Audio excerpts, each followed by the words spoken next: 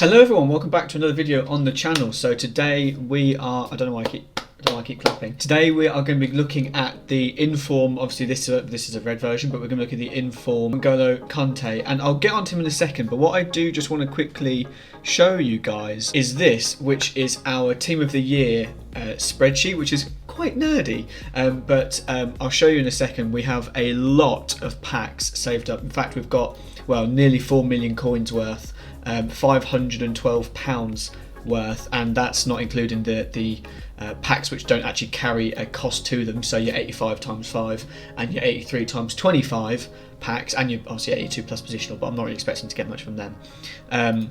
So we've got a lot of packs that are ready to open. As you can see, we've got 14 ultimate packs. We've got 23 mega packs. So a ridiculous amount of packs waiting to open. We're going to be opening them, assuming the full squad is released on Friday, which is a new thing for Team of the Year. We will open it all on stream. There's a link to my stream in the description below, and the pack opening video after that will more than likely, in fact it will have a giveaway on it for 12,000 FIFA points is what I'm going to be doing. So check out the stream, come watch. It'll be great to have as many people there as possible, but yeah, it'll be at 6 PM on Friday, so come watch us. Hopefully pack some Team of the Years. We have had some good luck with Team of the Years over the past few years. I wasn't YouTubing, but we've packed Team of the Years for the past, I think, 3 years, and FIFA 19 we've got Team of the Year Messi with far less, as in when I say far less, I mean we probably put about 50 quid on the game for Team of the Year previously, and yeah, we managed to get one every single year, so fingers crossed we get more than one this year. So I just wanted to let you guys know that that was a thing, so I'll jump on. So yeah, I just wanted to let you guys know that was a thing. So yeah, check my description below for the TomzyTube Twitter account, and yeah, and look forward to the YouTube video. It's going to be coming up with all the highlights from that stream as well as the giveaway. So yeah, check us out on Friday at 6 PM. Now, to go back then to N'Golo Kante's card, which is the subject of today, we're going to be going through, yeah, what does he feel like in game? How good is he? Obviously, for the past few FIFAs, N'Golo Kante has been the man when it comes to CDMs in FIFA. And well, I'm just going to tell you out right now, he probably isn't that guy anymore, and that might be a little bit controversial for some people. But I don't feel like N'Golo Kante's card is overpowered, as overpowered as it has been in the past, and I will come through the reasons why in a second. Now, don't get me wrong, I was ecstatic when I got this red N'Golo Kante, and of course I snapped him up straight away. And you know, he is a good card. I'm just going to also put a disclaimer on what I said earlier. He's a good card. He's not the level that we expect N'Golo Kante to normally be. I'm just going to say that. But so I put a catalyst on him to bump up his pace, and so you can see his stats here. So pace-wise, 78 pace, not the highest you'll see on this FIFA, but still not bad. I mean, he's got good acceleration, 80 acceleration. I'll skip through all the passing because the thing about N'Golo Kante is he's not actually known in FIFA for doing much other than intercepting the shit out of your opponent. That's pretty much all he does. So you can see that there was defending 92 interceptions, 90 defensive awareness, and 91 standing tackle. Those are the main stats you're going to need, and 91 aggression. So 91 aggression being that, giving him that ability to just standing tackle the crap out of everybody, intercept really quickly, and that is still what he does really well. Obviously you can see that he's got low strength, low jumping, so he's not going to win you anything in the air, especially when he's 5'6". And strength wise, he's not going to body people off the ball, sadly. I mean, he can try with his 91 aggression, but yeah, I mean, there's a lot of cards on this game, and this is the reason that I'll come to that area down the line. There's a lot of cards on this game that are far superior to N'Golo Kante when it comes to being a CDM. 97 stamina is also a highlight of his because, yeah, he can run for days. He's never out of stamina, ever.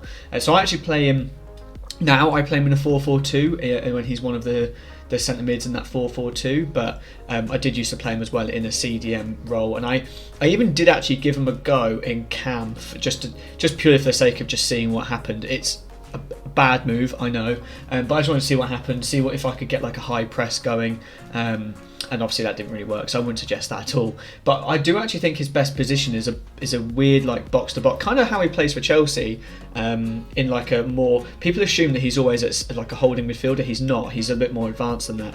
He's definitely best off of a pivot of 2. So yeah, I would. That's how I'd suggest. I'd definitely not recommend him being a lone centre mid in like a 4-5-1 or even a 4-1-2-1-2. I personally wouldn't put him at CDM in a 4-1-2-1-2. I don't think he's strong enough.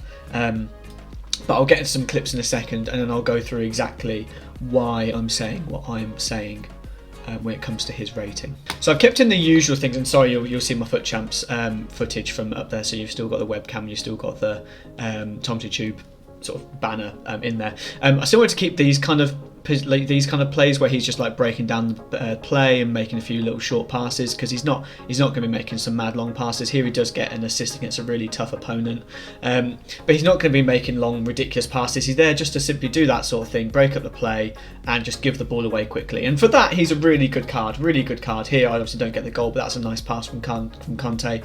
It's not indicative of his play. I mean, yeah, here he scores a goal.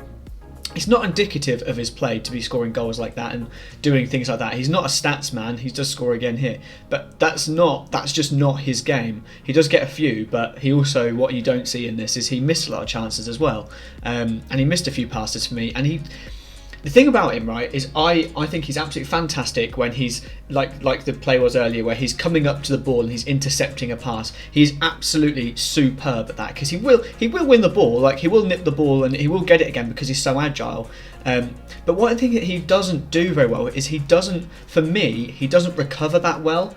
It's not his fault, it's just a FIFA thing, but he's not got the searing pace that he used to have, or even that his Team of the Year used to have, to be able to catch up to people and to be able to really nip in and grab the ball. I feel like in this FIFA there's so many cards, including defenders even, that have way more pace and way more physical ability than Kante has, and that's a problem.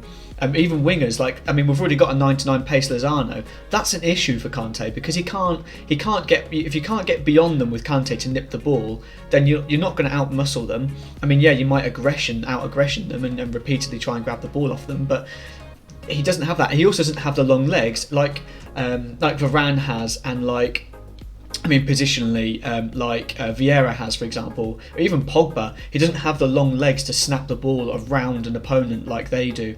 So there are other cards in that area, in both French in the Premier League, and Pogba, he's just got another inform. They're actually better than Kante from my experience with using him. I mean, I've used this Kante for, what was it? I think it was 130 games. Maybe for me he doesn't work, because I like a player that's going to be able to score me goals from midfield. I like a player that's going to actually be able to do a bit of both. So I've got Gerrard that works in there with Kante, and I get along with Gerrard so much better. Personally, I mean, okay, mid Gerrard, he does have more pace, and call me a pace whore or whatever, but I don't find the affinity that I used to have with Kante on this FIFA, and that's a shame, because I was so stoked to get his red card. I'm not going to give him bad ratings, but I just want to kind of temper the expectations a little bit, because the card is so expensive. He's a really pricey card. I don't want you to go and grab his. I want you to go and grab this card for 390k and then come back and expect an amazing card that's got everything you need, that can do everything you want. Because players like Kappa, for example, are so much better in the same regard that Kante is, and he's got better stats. So yeah, for me, he just doesn't.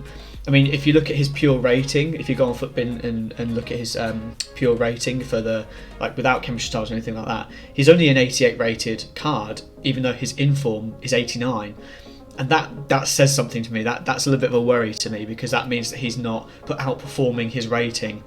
And that's not good, man. That's not good, especially someone that's got such low passing stats, someone that he will win you the ball, but he won't be able to do anything with it. You'll just have to give it to someone for them to do stuff for you. I don't think that really works on this FIFA. But anyway, I've ranted for long enough. I'll get into his ratings real quick, and I'll speed through these because I have ranted a little bit. But technically, I'm actually going to give him a 7, because technically he's not good. I'm sorry, but he is just not. Tactically, I'm going to give him quite high on this. I'm going to give him a 9.3, because he's there, he's around the positions when you need him. He just can't track back, and that's why the physical side, I'm going to give him a 7, because physically he's normally there, he's normally sat in the right positions, but if he's not, you're screwed, because you can't get around him, you can't do anything. Mentally consistent. See, here's the problem. Some games he'd run the game, and some games I just struggled, but I feel like it's a step up. It's not a consistency issue, it's who you're playing against. If you come up against Mbappe's a tough player to defend against, right? But Kante in the old FIFAs would have been able to deal with him as well. So yeah, I just feel a little bit let down by him in terms of physical ability. He's just not got that bulldogishness that's not even a word, but that bulldog sort of mentality doesn't work on this FIFA as well as it used to. So yeah, mentally, I'm going to give him an 8 because I feel like it was not a problem with his consistency. It was a problem with the level of player that we come up against and the level of cards that we come up against in weekend league. If he's not able to match up, he loses. Value, I'm going to be giving him a 6 because for 400k I feel like you can do better, and I'd also just suggest you just buy his normal card. Like his normal 88 rated will do you absolutely fine compared to this inform card, and his normal card's a lot cheaper. I also just think that you can do better, man. But you know, even if you look slightly higher and you go for Petit, for example, or you go for Coman and play him and drop him up from centre back into CDM, I just feel like those kinds of cards would do a better job than Kante would. So yeah, and then ability wise, I'm going to give him an 8 because, like I said, I don't think he's a bad card. I don't think he's bad. I just don't think he's like amazing. Before, Kante would have been like a 9, a 9.5 every single time. But this, he's just not. I'm afraid he's just not. But yeah, so look, I appreciate this might be a little bit controversial, but thanks so much for watching, and if you are still interested, catch me on stream. You notice how I put that at the start before I said this stuff about Kante, but yeah, I love Kante in real life. Just going to put a disclaimer in there. I think he's a brilliant player in real life. He's one of my favourite ever Premier League CDMs. Just on this FIFA, I'm not sure I would recommend this card. But anyways, thanks so much for watching, guys. See ya.